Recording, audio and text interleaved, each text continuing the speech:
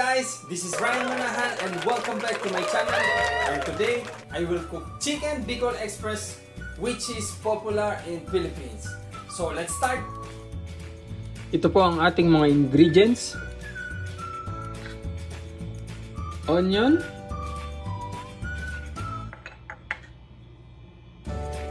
ginger,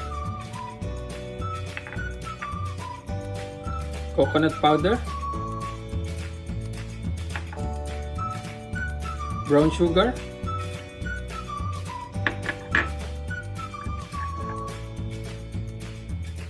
slice of chili,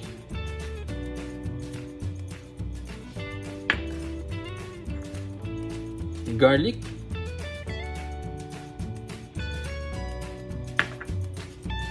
salt,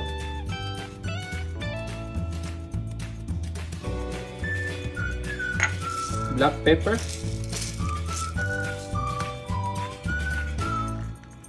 chicken stock, at ang ating chicken. Na-slice ko na po ito na maliliit, so ready na po itong iluto. So, let's start!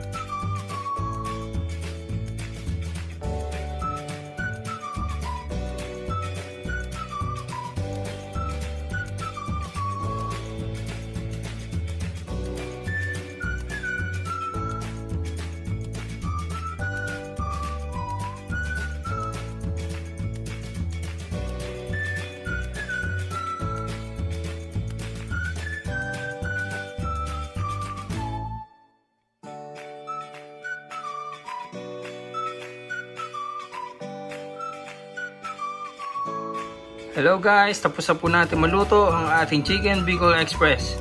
Maraming salamat po sa panonood and don't forget to like and subscribe to my channel and i-click nyo na rin po ang notification bell button para update kayo sa aking mga video. Maraming salamat po. Bye bye!